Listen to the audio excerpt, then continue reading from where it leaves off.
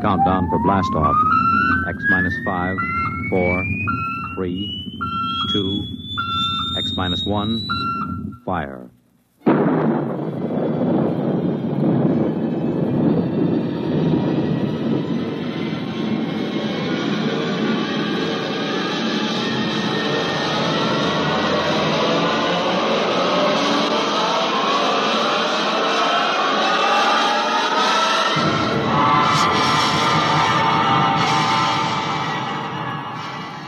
From the far horizons of the unknown come tales of new dimensions in time and space. These are stories of the future, adventures in which you'll live in a million, could be years, on 1,000 maybe worlds. The National Broadcasting Company, in cooperation with Galaxy Science Fiction Magazine, presents X minus 1.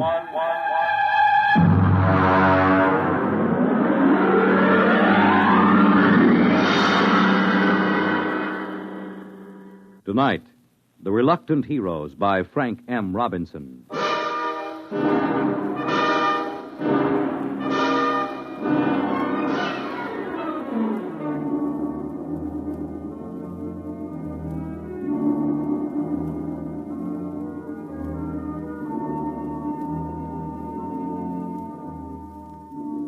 Only Chapman was awake. The others sprawled on bunks 20 inches wide with clearance of 24 inches between layers. They breathed heavily, taking in air that had been breathed for 18 months, subject to certain modifications to remove carbon dioxide and replenish oxygen by the catalytic action of the Harcourt King unit on silicon dioxide. Outside the single quartzite port, the lunar dawn was breaking. The dead black shadows moved across the crater as the green haze of Earthlight gave way to the blinding white of the sun. The telegraph key, which linked the research bunker to the space station in orbit around Earth, chattered as Chapman copied the message into the log pad. Yeah. Mm-hmm. Yeah. In a pig's eye. Miserable, no good. What do they want? They want me to stay till the next relief ship lands. Go back to sleep. It's my turn for breakfast. Are you going to stay? Sure. 3 years on the moon, they figure I'll be glad to stay for more. Just raise my salary or give me a bonus. Every man has his price. Mm-hmm. They probably figure I like it here. Chapman, you found a home here on the moon. Sure. Canned coffee, canned beans, canned pills, and canned air till your insides feel like they're plated with tin. The little scientific home of tomorrow. 10 steps in any direction. A charming place where you can't take a shower, you can't brush your teeth, and your insides don't even work right. Why did you tell him? No. You kept it short. Check the oxy cycle before you turn on the stove. What's the matter? You sore or something, Chapman? Why shouldn't I be? All I'm trying to do is get a good man to stay on a job a while longer. Well, they got a fat chance. They figure you found a home here, right, Dole? Why don't you guys shut up till morning? Some of us have to stay here, you know. Some of us aren't going back today. All right. You might as well get up and get a day's work today before the relief rockets do. I got the coffee ready. Coffee? Been in a can so long I can taste the glue on the label.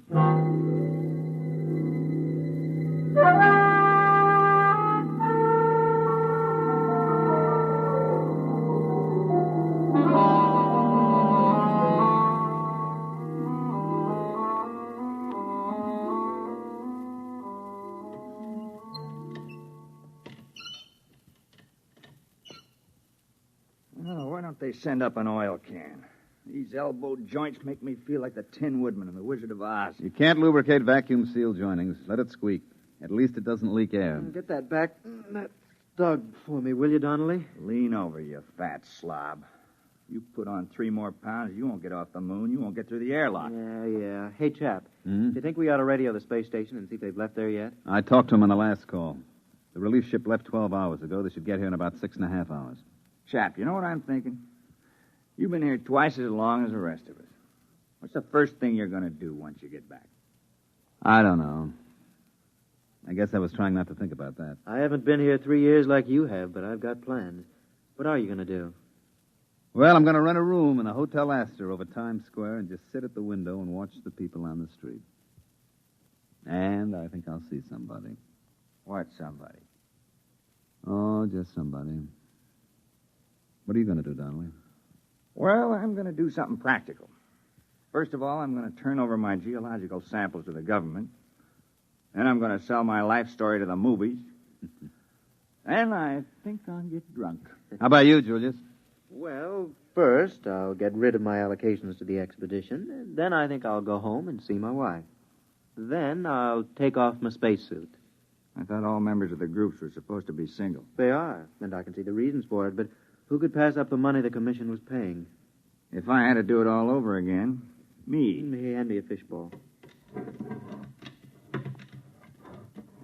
You know, chap, it won't seem like the same old moon without you on it. Like they say in the Army, you never had it so good. You found a home here. All right, button up. And remember to check your suits for leaks and check the valves of your oxygen tanks.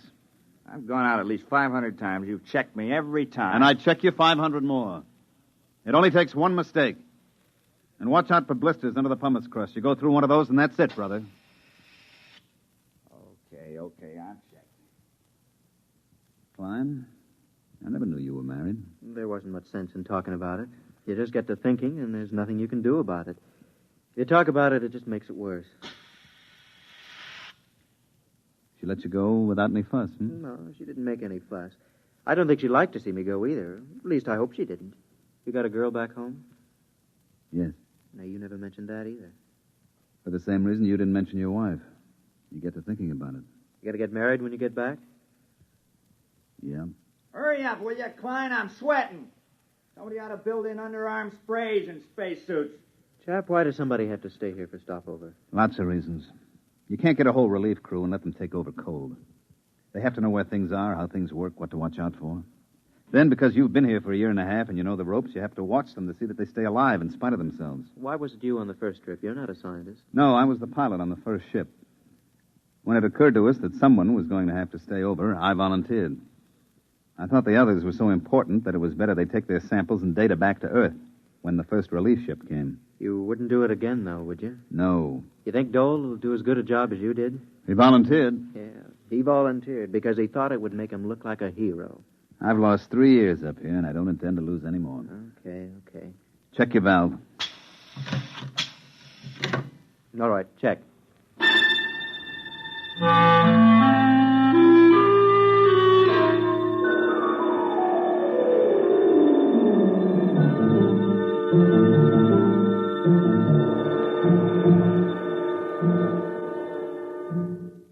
I checked Geiger, CR, oxy, and scintilla readings. Everything okay. You packing, chap? Yeah. Oh, listen, Dole, I've got 3 or 4 shirts here that are a little too big. I got them from Dreisbach in the first group. You want them? Chap, do you think they'll ever have relief ships up here more often than 18 months? I mean, considering the advance of... No, I don't. Not for 10 years. Fuel's too expensive and the trip's too hazardous. Why, on freight charges alone, you're worth your weight in platinum when they send you up here. Won't be so bad. There'll be new men up here. You'll pass a lot of time just getting to know them. Yeah. Listen, chap, I'm engaged back home, you know. Nice girl. You'd like her if you knew her. Here, let me show you.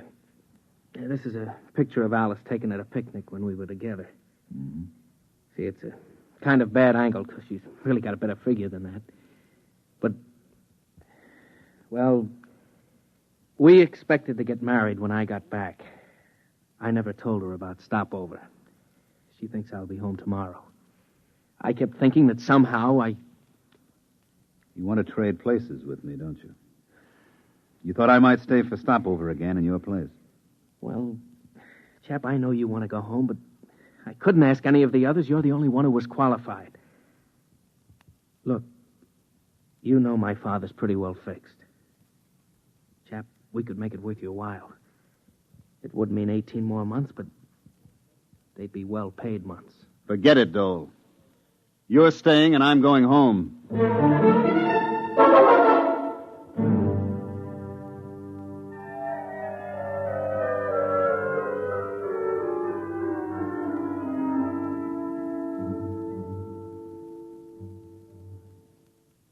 Klein. Hey, Klein. Yo, Where are you? about 10 yards off the trail. Well, come out of the shadow. I've got a meter jammed over here. You know the regulations. Chapman will kick like a steer. Keep inside at all times. I'll only be a minute. I've got a short circuit in my instrument. Time for 10-minute check. I've got my hands full. My valves are all right. I know it. You know it. But the book says valve and leak check every 10 minutes. Hey. Come out. What? You see a flash? Where? Past Camel's Hump. There. What is that, Northern Lights? No. No, come over here, you fat geologist. Oh, what's the matter with you? That's the relief rocket. Come on. Hey, where you going? I'm going over to the ship. Breathe some air that's a little less used. You think we ought to? Chapman said to stay. Forget Chapman. We're going home. I want to see that beautiful ship. Come on. Well, how about the 10-minute check? Just a formality. Forget it. This is Christmas and 4th of July roll into one. Okay, let's go. I can just taste some clean, fresh air. We gotta see it when we top the hump. Well, maybe we better check. Wait a minute. I'll swing my gauge up. Donnelly, Yeah? how long have we been out? Oh, about a half hour. Yeah? Well, look at your gauge. Well, what do you want? Oh. If we'd started for the rocket, we never would have made it. We would have strangled halfway down the hump. Come on, we better get back to the bunker.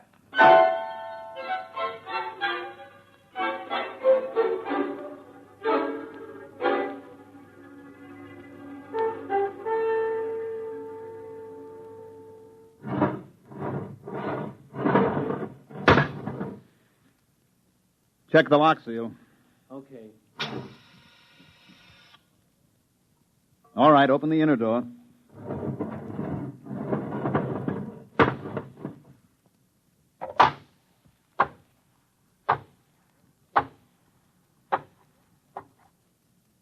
Close the lock.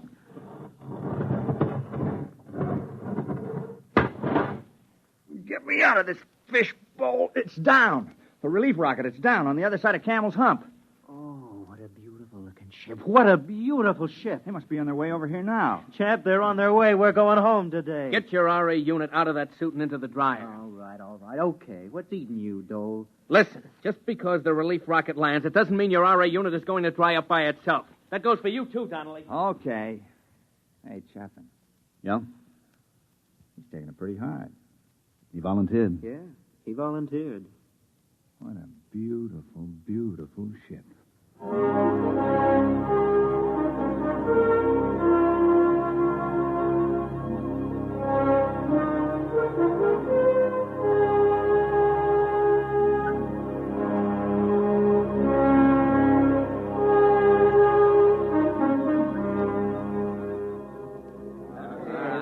Hey, listen, what happened to Pittsburgh in the series? That's all I want to know. Yeah, Washington clobbing. Halstead's still teaching at the university. Who took over a seminar at the East? Hey, look what we got here. Chap, come here. What's the matter? Hey, look what this one's got, a box. Yeah? Look inside, dirt. Ordinary dirt with grass. Grass. Hey, fellas, it feels like grass. That's right, it's real grass. Yeah, and real valuable. Do you realize at current freight rates up here, it's worth about $10 a blade? Oh, shut up, Dole. Hey, Bud, you mind if I chew a blade? Mr. Chapman. Yes? Oh, Mr. Chapman. My name's Eberline, captain of the relief ship. I understand you're in charge here. Yeah, you might say so. They didn't have a captain on the first ship, just a pilot and crew. Dole, turn up the oxycycle in the Harcourt unit. Well, things have advanced somewhat, huh? Look, Mr. Chapman, is there any place where we can talk together privately? Well, come around the corner of my locker. It's about as private as we can get. Oh, good. What's on your mind? I've always wanted to meet the man who spent more time here than anybody else. You mind if I smoke? You better ask Dole. He's in charge now. Oh. You know, we have big plans for the research station here. Oh? I haven't heard of any. Oh, yes, big plans, big plans. They're working on unmanned open-side rockets now that can carry cargo. Sheet steel for more bunkers like this. Mm-hmm. Enable us to enlarge the unit. Have a series of bunkers all linked together. Make good laboratories and good living quarters for you people. Have a little privacy for a change. Well, they could use a little privacy up here. Oh, they could. Well, that's one of the reasons I wanted to talk to you, Chapman. The commission talked it over, and they'd like to see you stay. They feel if they're going to enlarge it, add more bunkers, and have more men up here, that a man of practical experience should be running things. They figure you're the only man who's capable and has had that experience. Is that all? Well, naturally, you'd be paid well. I don't imagine any man would like being here all the time. They're prepared to double your salary, maybe even a bonus in addition. They want you to have full charge. You'd be director of lunar laboratories. Oh, a title, too. Well, the commission said they'd be willing to consider anything else you had in mind. If it's more money... The answer is no. I'm not interested in more money for staying because I'm not interested in staying. Money can't buy it, Captain. Look, I'm sorry. I'm afraid you'd have to stay up here to appreciate that. I'm afraid you don't understand the importance Captain, of this. Come over here to the port. Yes? Now look out there about 100 yards. You mean where that mound of stones? That's right. We made that cross out of condensed milk cans slid over iron bars. When you get out there, you can still see the footprints in the pumice where we gathered around. It's more than 18 months ago, but there's been no wind to wear those tracks away. They'll be there forever. Oh, I see. Well, who was it? Dreisbach? Or Dixon? Dixon. We never got Dreisbach out of the crevasse in Tycho. What happened? You want to know? I can give it to you in detail. Sit down and listen. Well, what do you mean? Just wait a minute and I'll show you. Why? What is it? Regulations.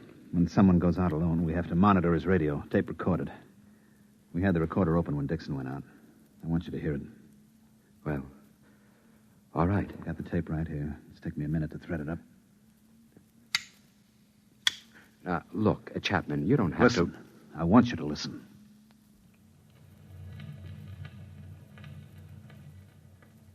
Moon, moon, great big silvery moon, won't you please shine down on me, moon, moon. Regulations. He had to keep saying something so we know he was all right. Most of the guys just sing. Gentlemen, I'm getting a lovely sonar reading. Hey, if anybody wants to set up a tombstone concession on the moon, this is the spot. Lovely marble, granite, and rock suitable for lobbies here. It's that old devil moon that... He should have been making a 10-minute check on his oxygen level. He was a good kid, all wrapped up in science. Being on the moon was the opportunity of a lifetime. He thought so much about it that he forgot a lot of little things, like how to stay alive. This was the day before the second group came. All right, gentlemen. I have 3 or 4 more readings to take, and I'll be right in. I'm doing fine. Fine. Little stuffy. It's almost as if... Hey, somebody get a fix on me, huh? How far am I from the bunker? Must have sprung a leak. When... Hey, when did I take the last 10-minute check? How far am I? It's down to 22. We took a fix. He was a half hour out.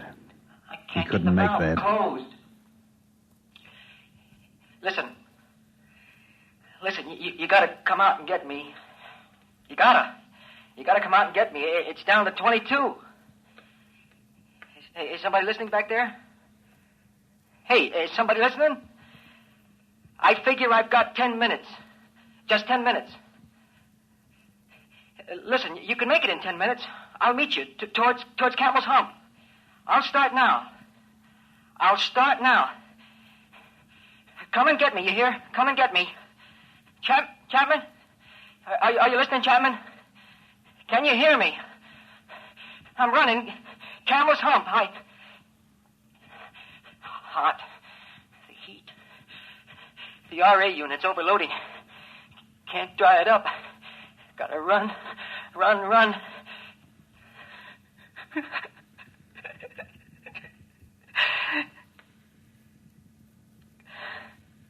No use. I can't run. The unit heats up. Gauge is down to 15. I can't make it. I'm going to sit down now. You'll find me at number 7 radiation meter, about 10 yards off the trail. I'm going to sit down. Sit down next to a rock.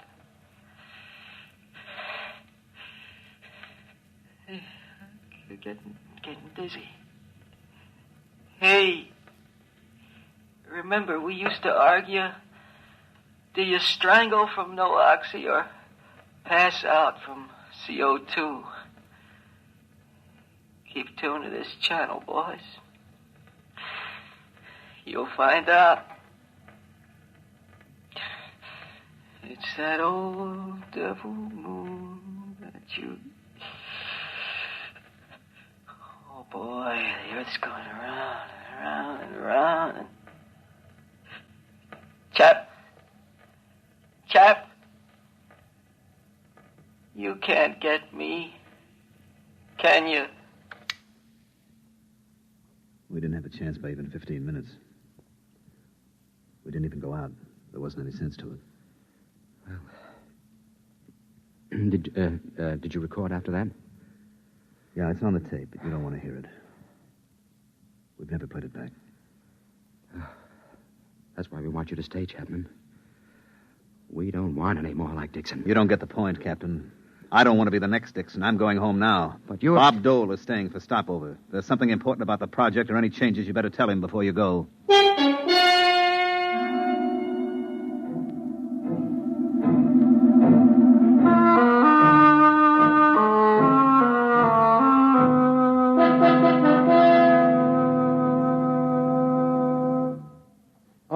All right, mail call. Chap, here's one for you. Donnelly. Yo. Dole, Donnelly. Yo. Klein. Dole, Donnelly. Yeah. Boy, did I miss an opportunity. I could have had a year's subscription to the Ladies' Home Journal combined with the American Farmer, all for half price. All right, men, all right. My departure time is an hour and a half. Hey, my sister had twins. Hey, chap, aren't you going to read your letter? I read it. It's a short letter. Is something wrong? No, there's nothing wrong. Dole, What is it, chap? get your stuff and leave with the others. What? What do you mean? What are you talking about, chap? Get your bag and let's go. I'm not going back. Well, what's the matter with you? Did you suddenly decide you don't like the blue sky and the trees? Come on, let's go. Look, Julius, I'm not going back. I haven't got anything to go back for. Was it the letter? Yeah. Dear Joe, this isn't going to be a nice letter, but I thought it best you should know before you come home. Oh. Isn't very original, is it? 3 years is a long time, and 250,000 miles is a long distance. You know what, Julius? She can look up in the night sky now and tell him how she was once engaged to the man in the moon. That's the real conversation piece, isn't it? Very funny. Go ahead, Dole. Get going. You're doing a much braver thing than you may think, Mr. Chapman. Yeah, sure.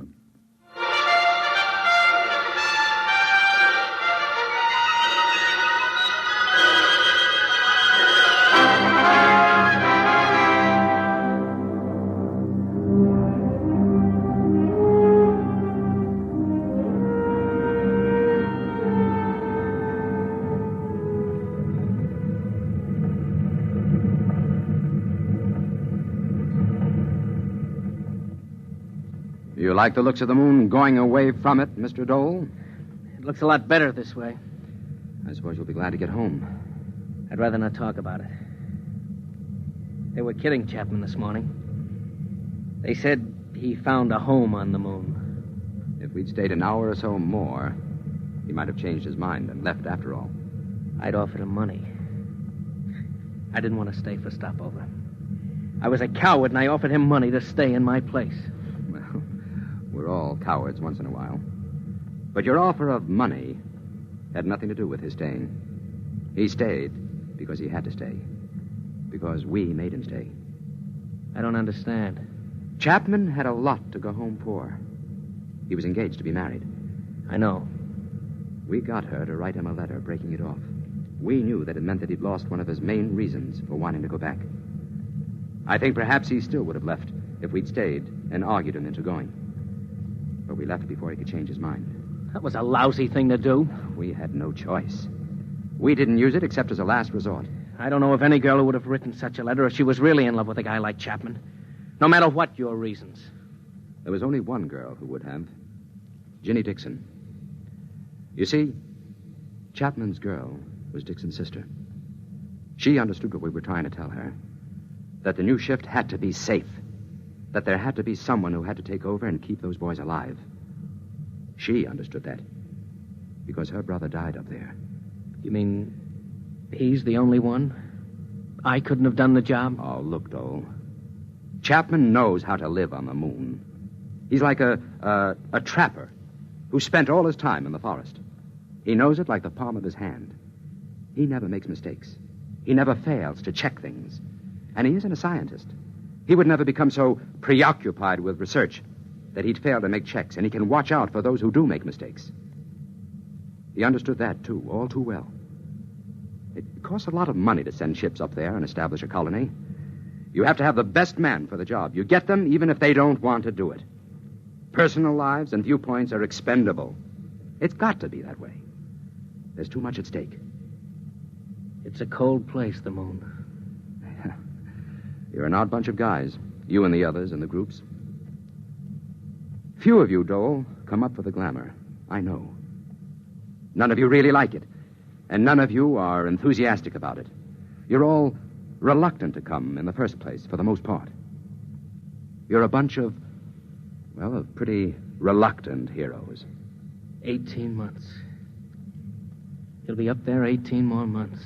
Personally, I don't feel happy about that. I don't like having to mess up other people's lives. I hope I won't have to again. Maybe somehow, some way, this one can be patched up. We'll try to. 18 months. In the meantime, on behalf of the Commission and myself, I feel like a cheap, rotten heel.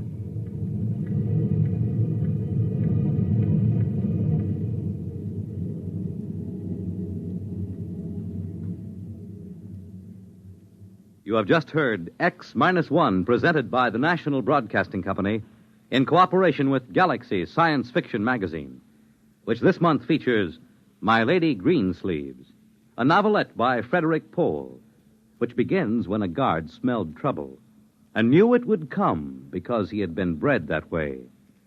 Galaxy Magazine, on your newsstand today. Tonight, by transcription, X-1 has brought you The Reluctant Heroes, a story from the pages of Galaxy written by Frank M. Robinson and adapted for radio by Ernest Kenoy. Featured in the cast were Mandel Kramer as Chapman, Jim Drummond as Klein, Bob Hastings as Dahl, Dick Hamilton as Donnelly, Jim Stevens as Dixon, and Dick Janiver as Eberline. Your announcer, Fred Collins.